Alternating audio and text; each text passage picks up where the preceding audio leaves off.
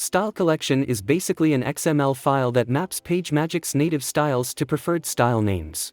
Access to the style collection is configurable according to the user's role. To open style collection, click on the style collection shortcut in the bookshelf or the chapters screen.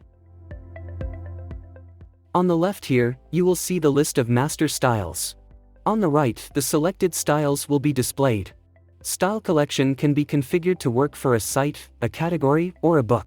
By default, style collection is set to site level, meaning the master styles are applicable to all books of all categories. The left-right arrow here helps with moving styles to and from the master collection. If a new style is introduced in either the master styles or in the book, the style collection must be updated.